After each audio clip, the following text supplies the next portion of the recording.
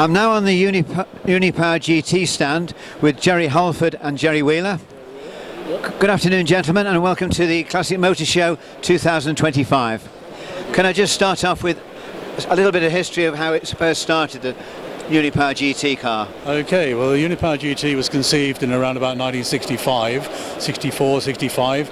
Ernie Unger, who was working with Ford at the time, who was an ex-Colin Chapman mechanic, had the idea about a small mid-engine car. And he met with another designer who designed the Attila range of cars, Dare-Bryan, at a race meeting at Goodwood.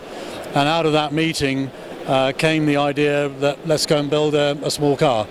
And they met with a chap called Tim Powell, who was into powerboat racing, owned a company called Universal Power Drives, and he gave them the space in one of his buildings in Perivale in West London, and they then took it from there. Specialised mouldings made the bodies. The body shape was actually penned by the same chap who designed the GT40. And the cars are 40.5 inches high, and the GT40 is 40 inches high. So Arch Motors made the chassis, so it's a tubular chassis. There's no mini components in it. It uses a mini Cooper S engine or Mini Cooper engine, either 998 or 1275. Most of the early cars were 998. The 1275 cars came in after about a year. They had better trim inside, dashboards were better trimmed. They had bigger brakes, the Cooper S brakes on the front. Total production, 73 cars. There were 3 works race cars, never intended to go racing, by the way.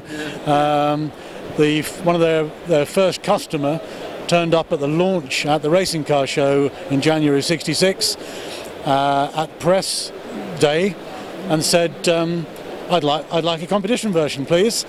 And that is in fact the car that we have on the stand here. The middle one there. Yep. And so they had to very quickly build a competition version.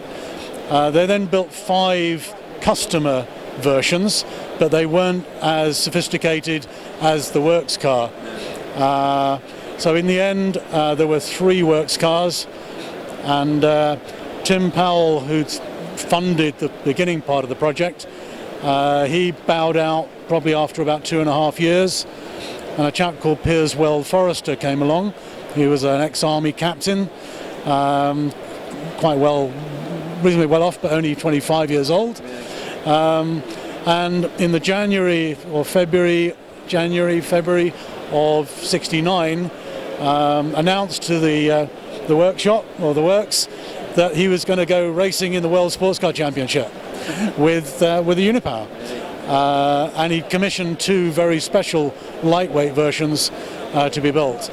So they ran in the World Sports Car Championship that year, and the car on the stand here did the Barcelona 12 hours on the Nürburgring 500k. Eventually they went out of production at the end of '69, January 1970. So can I ask you your involvement with the car? Well, Gerry's given you all the information on the history. I actually built the cars. I worked for Roots Group for 13 years and got made redundant in the July of 1967. Left there on the Friday night and joined Unipower down at Aintree Road, Perivale on the Monday morning, completely unaware of what I was expecting to do. I was trained as a coach finisher, so I had the basics of putting a car together. My first impression was a wonderful, very small sports car. My first job was to take the mini suspension, which the suspension was based on, was to put it in a jig and alter it to do welding and turn up bush housings. I never welded in my life, and I had to be taught how to weld because most of the suspension and the gear linkage was all based on the Mini. The gear linkage actually, I think, was invented by either Dellow. Well, the gear linkage is quite complicated from the point of view that the gear shift is on the driver's door sill and goes through a number of connections to get to the back of the mini gearbox. But I would point out that it doesn't use a mini subframe, although, as Gerry was here was saying, it uses some of the mini arms, but they are considerably modified. The top wishbones and things like there that. are no mini subframes in it. It's a space frame chassis. And there's another car on the stand here. This one's brand new, isn't it? Well, it looks very new, I agree. It's actually a 1968 car that had been around the world. It had been in various countries, owned by different people. When it came back to the UK, somebody did a rather poor restoration on it, to the point where a guy who bought the car, we took the decision to completely dismantle the car. So all the bodywork was removed, the chassis was refurbished, and a brand new body made from the original factory moulds was created.